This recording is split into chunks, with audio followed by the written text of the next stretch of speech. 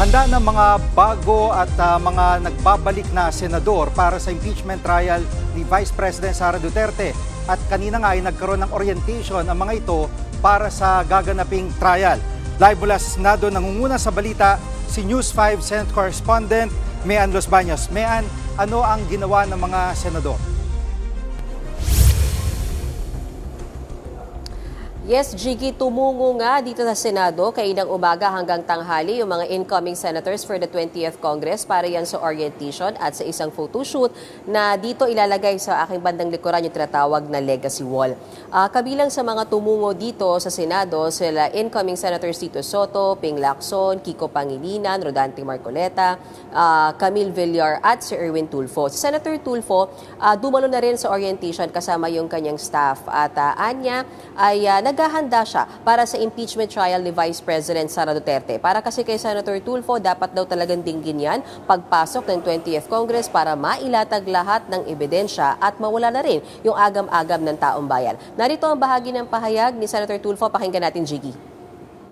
Kung ako tatanungin mo, it will take so much time instead of focusing legislation. And I'm sure people, may ibang mga grupo na ayaw nila. Pero nandyan na yan So I guess we have to do our job. Kung the VP is not guilty, then so be it.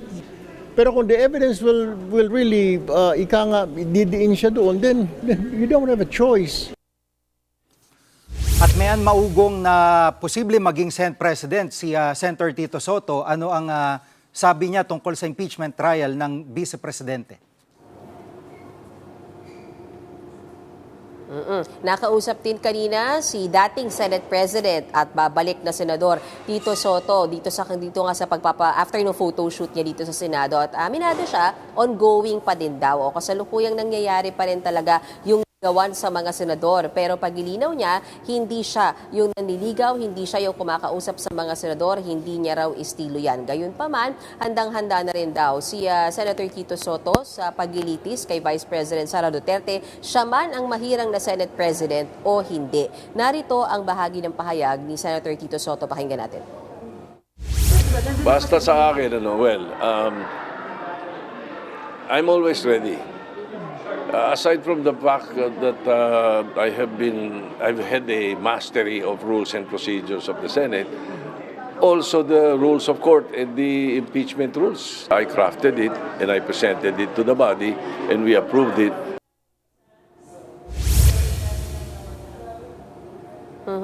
Hindi nga rin daw sang-ayon sa Senator Tito Soto sa ginawa ng mga senador sa 19th Congress na pinaremand or pinabalik yung articles of impeachment sa Kamara. Anya, hindi yan kasama sa rules of impeachment na sabi nga niya sa interview, siya mismo ang bumuo nung siya ang majority leader kapanahunan ng impeachment trial ni dating Chief Justice Renato Corona. Narito muli ang bahagi ng pahayag ni Senator Tito Soto. Kung meron kayong gustong gawin, ilagay nyo sa impeachment rules. Baguhin ninyo. Or kung ika nga naman sinasagasaan mo konstitusyon, hindi pwede. Mag-constituent assembly kayo. Saka nyo galawin. Di ba?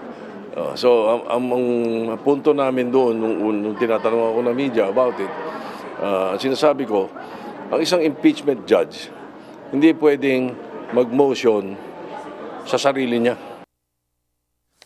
At mayan, maliban kila Tito Sen at Senator Erwin Tulfo, may ibang senador pa ba na nagbigay ng pahayag?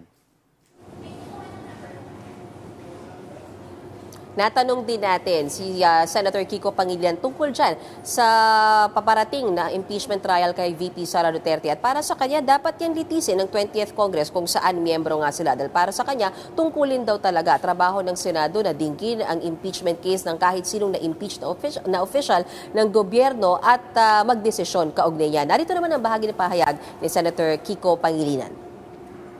At ang tungkulin natin is to try and decide the case. Kung walang ebidensya o kulang ang ebidensya, hindi sapat, acquittal. Kung sapat naman ang ebidensya, conviction. So we have to go through the process. Kung meron silang ebidensya, ilabas nila at tayo ay magpapasya. Maging si Senator Rodante Marcoleta, Jiggy, natanong natin paano ba siya naghahanda para sa impeachment trial. Maikli lamang yung kanyang sagot. Pakinggan natin to, Jiggy. Yan mo na yung magagaling.